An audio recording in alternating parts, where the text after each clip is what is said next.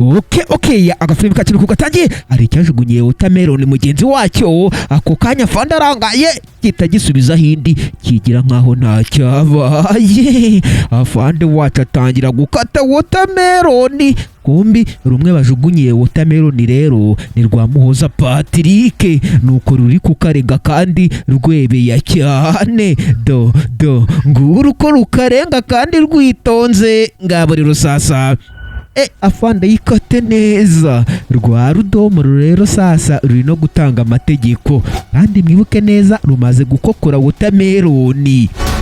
Muhoza Patrick wacu we nuko ari kukarenga. Ngabo rero sasa afande hano rero yakataguyemo watermelon twinshi muri ubwo buryo. Afande itegereze hariya, afande wacu arangaye rero sasa uko yakarangaye kumbi barakwereka rwande rwa Gatsimbanya rwabonye rumubona ari kugira gute, ari guhisha watermelon mu gicupa cya gaze. Afande yarangaye. Afande nimba nta kintu ubonye twikomereze ukurikira unareberera akantu ku kandi ugacwa we. Afande wacu arakomeza, kumbi Gatsimbanya wacu akantu kose yakitegereje rakabasi. Afande wacu we rwose azi gukata watermelon, ni umukasi wa nyawe kabuhariwe. Akira kiriya. Ngabo rero sasa kiriya wafande rero ni rudomo rahita nishyura sasa. Nta gutinda ndabona yuzuye sha igendereja. Ngabo kumbi mwibuke neza ari watermelon kimaze gukokora gishyize muri kino gicupa cya gaze. Kirere kiragenda, kumbi Gatsimbanya wacu we nuko akireba. Afande wacu kwitegereza hano watermelon yanjye igihira biramucanga asifura kiriya rero sasa uru rurahindukira. Wana ubanza bagiye kurufata.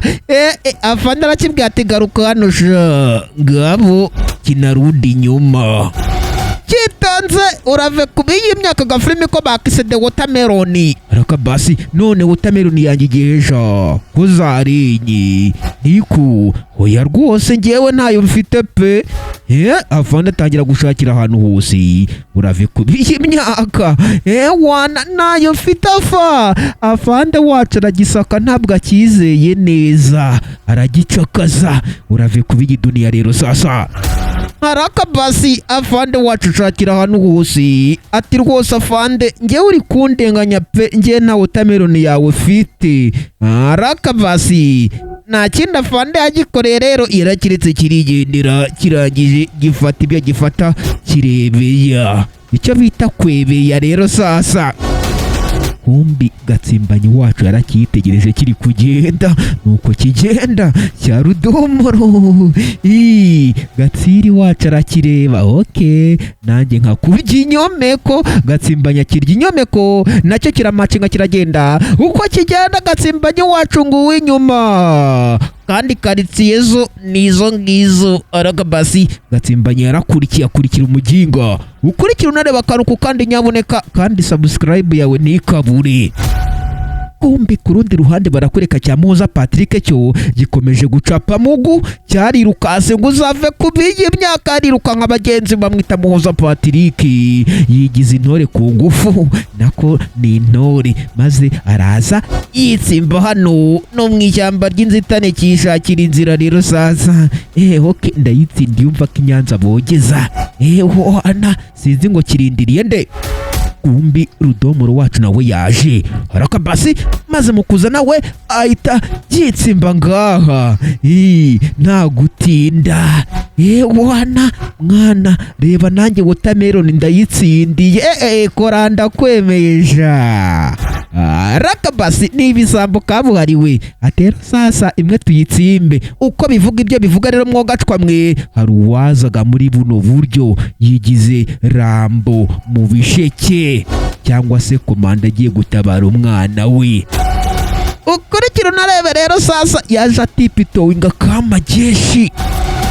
Yitonze uru rutangira kumenagura watermelon wogacwa we. Rurayimanyura, rufite n'ingufu nyinshi cyane, barwita rwa rudomoro. Bitangira gufekenya. Wana barariye ngo uzave kubarya kabuhariwe. Kumbi haruri kuza bamwita Gatsimbanyi. ibi byo rwose watermelon birayadukira birayihekenya wo gacwa we Gatsimbanye na wana kujya nuko basi wana Gatsimbanye araza umva bro mwana nabavonye hariya hirya ati rero sasa ibyo mwakoze byose mwiva none mwamaja ufite ubwenge toka mbere yacu sha baranamusunitse bibaya sana bari banamukubise wabusoko muranyimye sha Gatsimbanye wacu rero yahise abirakariramo ahita agenda atabyumva neza kandi yanarakaye nkuko mubibona ngabo Gatsimbanye wacu yarakarenze agenda babaye aba basigara hano wana Gatsimbanye wacu rero nubwo buryo yagiye arakarenga ibi nabyo bisigara hano byikoresha utuntu tw'uturimo two kurya byarariye ngo uve kubarya ishahu bisoje rero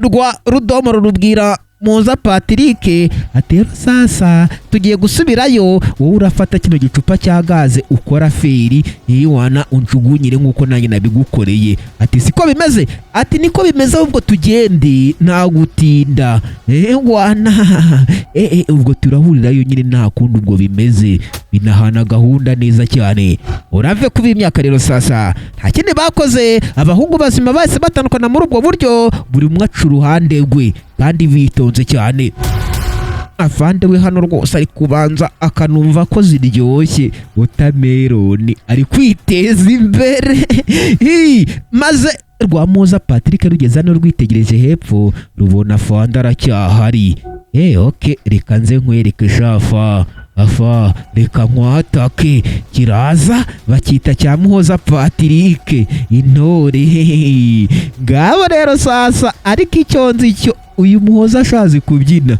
ni intore kabuhariwe kiraza gitereka urucupa rwa gaze rwitonze watermelon ngabo rero sasa wumva uko gisaba watermelon ruri kuza yitonze bamwita rudomo rwacu wana nuko yaje we yigize rambo neza mu bisheki ukora ikintu nareba akantu kandi wo gacwa w'ingabo ako kanya rero pfunyikira reka ngupfunyikire sha afande wacu ko yakarangaye gifata watermelon kiterera uriya ahita karenga nacyo kita gitsimba indi hehe hano mu gicupa cya gaze afande ava ya feri yarangiye afande aza gupfunyika watermelon akira sha Muhoza Patrick ngaho nyishyura wana Muhoza Patrick akora mufukani anaripa ngabo rero sasa uko aripa rero giterura kino kiboro kirigendera maze afande wacu yitegereje abura watermelon ziwe